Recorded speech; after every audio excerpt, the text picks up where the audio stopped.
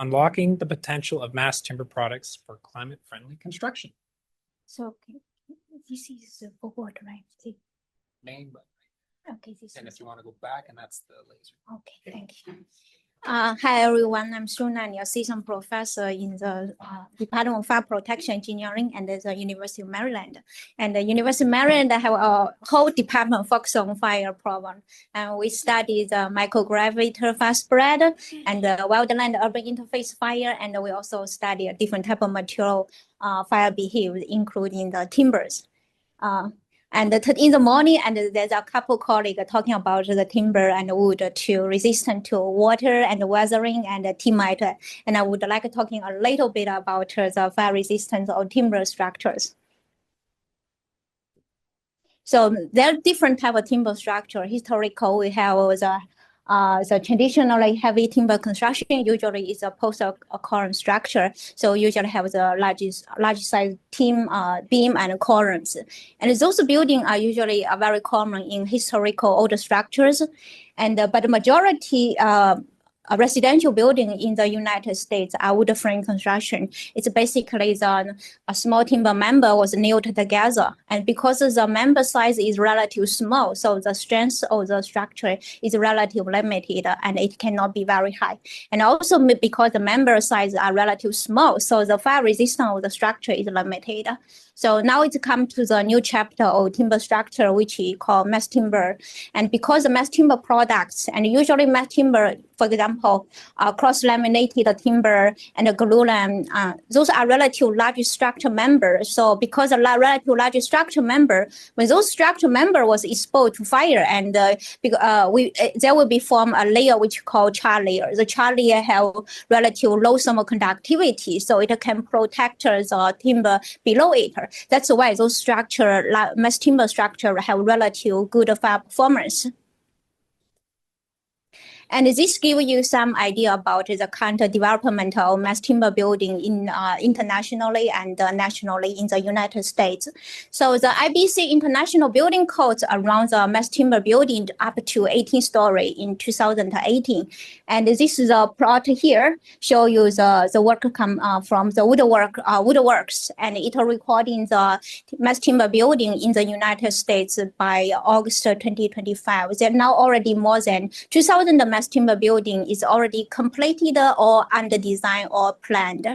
Well, here to show you some mass timber building which are already built in the all over the world, and there are more ambitious project was planned in London and in Japan. And for example, the Oakwood Tower, which was planned in London, it will supposed to be up to 300 meters. But when the building become more and more high, is a problem is that usually when we determine how to determine what's the fire resistant the building should have. For example, if a building was under the fire, and we need to make sure the building standard there does not collapse, to make sure all the people can evacuate it before it's collapse. So that's how the fire resistance for the building was determined. So when the building height is increased, which means there's more time required to evacuate the people. So that's why for high-rising mass timber building or timber building, we usually have more strict fire requirements. So here's a lesson which we learned in 2014, which is a mass timber building. And this building is not completed, it's still under construction. I think the 70% of the building already finished. But because it's under construction, so there's no fire door or window or fire protection measures. And a fire happens, and this building was completely burned out. And also the firefighting become very challenging. And the 80 firefighter was dispatched to battle the fire, but still unable to save the building. So what we can learn is that mass timber building, yeah, it's because it's a relative good quality and the relative large member size and the height increase, but also the code and make sure the building have enough fire resistance. And when the building was, because a lot of people, when people would like to have mass timber buildings, they would like the interior surface, timber surface was exposed as much as possible. But when the timber surface was exposed, which basically add another layer of fuel to the building. So when the structure was burning, not only the furniture was burned inside, but the structure itself was burning. So this makes the fire dynamics very complex. So when we have a new timber material products, the burning behavior of the products are different, material behavior are different, and then it will impact lead to different fire dynamics in the building, right? So, and if the fire dynamics in the building are different, and how the structure, how the building responds under the fire will be different. So in order to prevent any hazards happens, we need to have very unique design for the new building materials. And also if the fire happens and also will be different. The challenging will come to the firefighting. So whether we have the capability to fighting a big mass timber fire. So that's also another question. I didn't talking too much about it, but we published a paper in 2022 about what's the required firefighting resources if a 10-story mass timber building was burned. Before we talking about the fire dynamics of the mass timber compartments, I talking a little bit about the burning behavior of the timber. So when the wood was exposed to fire, the first part is the water will be evaporated and the timber become dry. And then the material become the thermal decomposition process and will release a lot of combustible gas.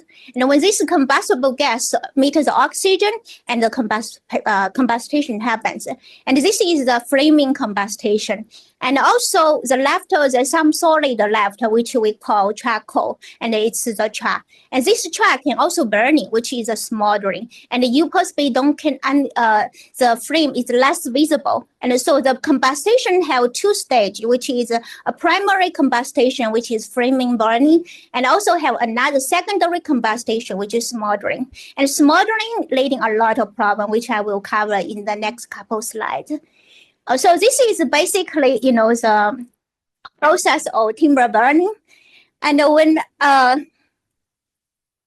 in the past couple decades, there are a lot of, compartment fire tests. So when I talking compartment, you can assume it's a room, right? So the majority current compartment fire tests focus on relative small room, less than 500 square meters. And the compartment fire, when it's developed, it's basically have a couple processes. The first phase is the glow phase, and then to come to the fully developed phase, and then come to the deck phase. So in the middle point from the glow phase to the fully developed phase, there's a point which we call flashover.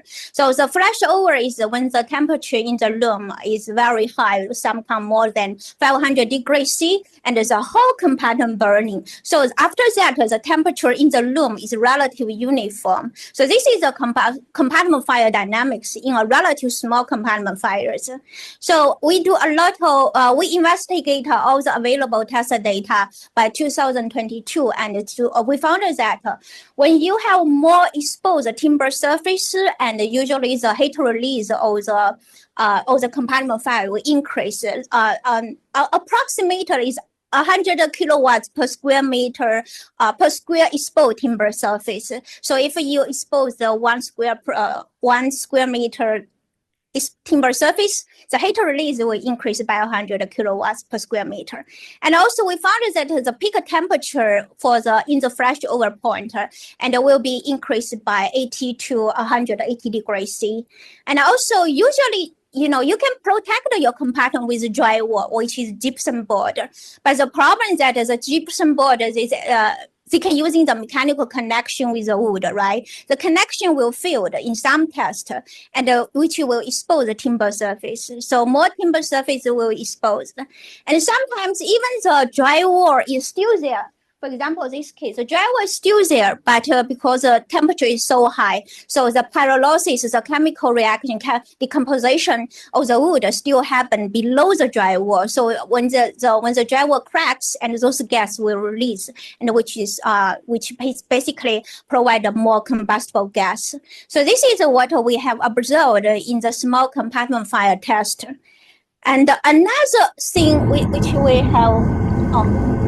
This is a test done in NIST in 2017, and you can see the burn.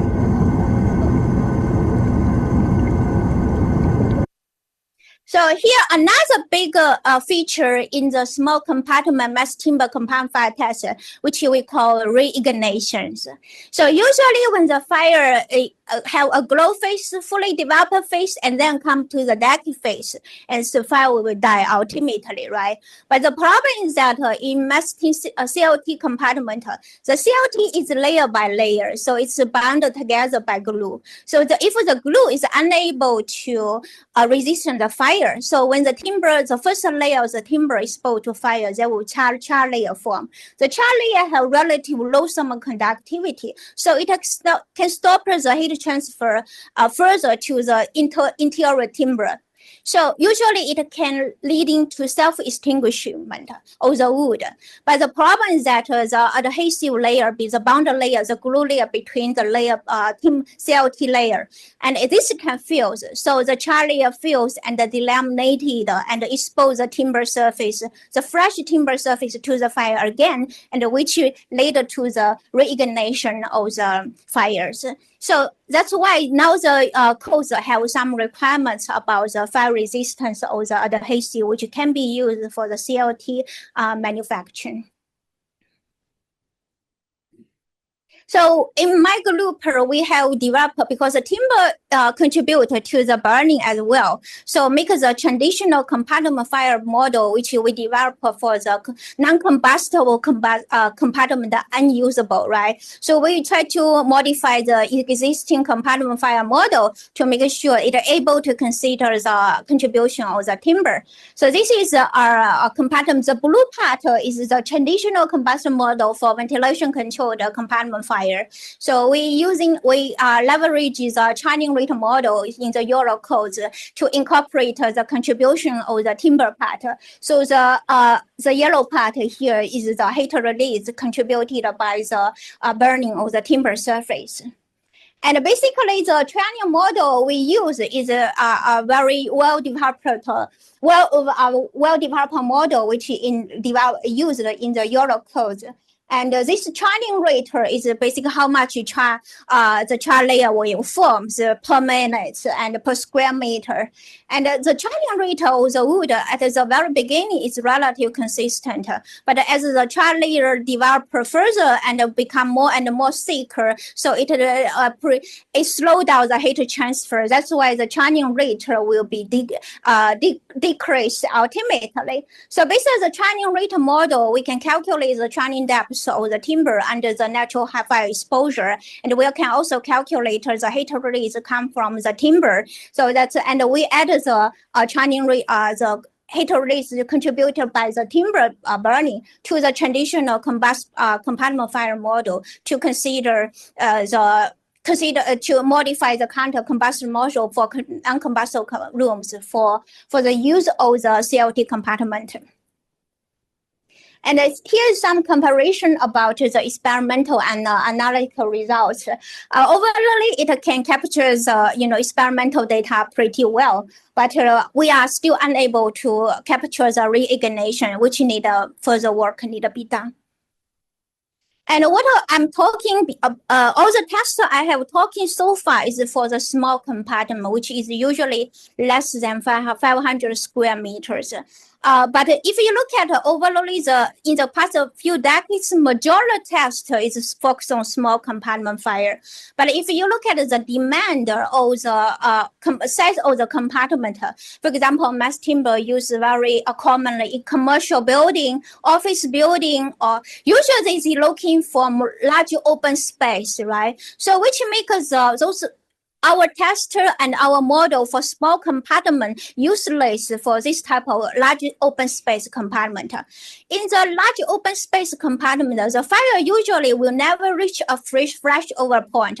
Flash over point is a point when the whole compartment burning, but for large open space, this usually does not happen. So the fire starts from one point and travel and along the traveling, and all the combustible material is burned. And the temperature temperature distribution in a large open space traveling fire is not uniform, which is very different from the small compartment fire dynamics. That makes the hunter design a lot of methodology or fire protection measure, which is designed for small compartment useless for the large open space. That's why there's currently some research focus on the traveling fire in mass timbers. And even without a mass timber, the traveling fire itself is very complex already. So now you consider, your compartment, your ceiling or your roof is, or your ceiling or your floor system with timber, and your column with timber, and the traveling fire will be more and more complex. So another challenging in the timber structure is the smoldering. So the combustion have two types: flame combustion and smoldering. So smoldering is usually a relatively slow combustion of the wood, and usually the flame is visible, and the temperature also relatively low, and it happens very frequently after the fire already come to the deck phase. So when the firefighter come to a timber building and they extinguish the fire, and they assume all the flame already gone, but in reality, more smoldering still continue, even hourly and days after the fire was extinguished. And some is very difficult to detect because you have drywall, right? So but smoldering was continue below the behind the drywall.